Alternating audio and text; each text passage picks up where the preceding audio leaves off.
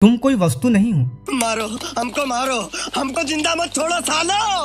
हम कोई मंदिर का घंटा है कि कोई भी आके बजा जाता है। किसी को यह अधिकार नहीं है कि वह तुम्हें डांटे या तुमसे ऊंची आवाज में बात करे। यह हक केवल जन्मदाता को होता है। फिर भी हम देखते हैं कि कई बार लोग हमें बिना किसी रीजन के डांट देते हैं या डिसरिस्पेक्ट करते हैं और मजाक बना देते हैं। आखिर उन्हें यह अधिकार किसने दिया?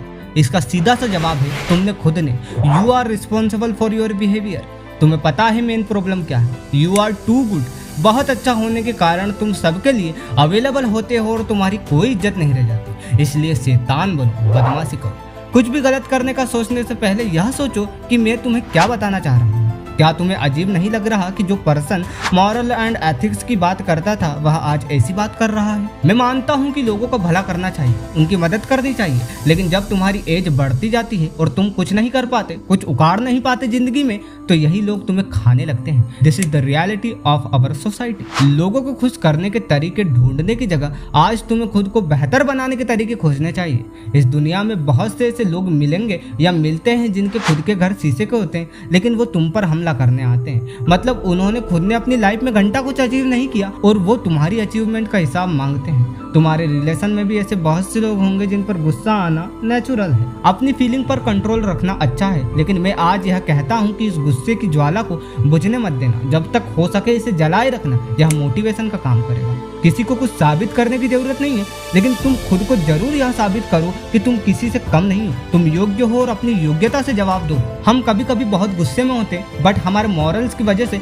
सामने वाले को कुछ कह नहीं सकते। इस गुस्से को पीना मत, बल्कि इस एनर्जी को अपने काम पर यूज करना, खुद को मोर बेटर बनाने में यूज करना। स्टार्टिंग में बहुत दर्द होगा, मगर परिणाम हैरान कर देने वाले हैं। इस पीड़ा को अपनी शक्ति बनाना। सबसे ज्यादा बुरी सिचुएशन तब होती है जब कोई हमारी नादानी की वजह से हमें सुनाकर चला जाता है और हम महात्माओं की भांति हाँ में हाँ मिनाले लग जाते हैं। अपनों तक तो फिर भी ठीक है, लेकिन जब कोई अनजान ऐसा करे तो और भी ज्यादा बुरा लगता है। हमारे थ्रू जो पाला जाने वाला गुस्सा है उसे दूसरों पर उतारने से बेहतर है कि अपने ऊपर उतार लिया जाए, खुद के काम पर उतार लिया जाए। मैंने पहले ही कहा है कि किसी को बिना वजह कुछ बोलना या डिसरिस्पेक्ट करने का किसी को हक नहीं है। फिर भी अगर तुम्हें लगता है कि मुंह से जवाब देना बहुत जरूरी है, तो इस समय तुम्हें अपनी फीलिंग्स पर कंट्रोल करना जरूरी है मेरे दोस्त। गुस्सा क्या है? एक एनर्जी ही तो है। माना यहाँ बाकी एनर्जी से डिफरेंट है, मगर ध्यान से सोचा जाए तो हम इसका भी फायदा ले सकते हैं। इससे आप अपनी प्रतिष्ठा बना सकते हैं। यह एक ऐसी शक्ति है जिससे दबदबा बनाया जा सकता है। Everyone wants to become successful.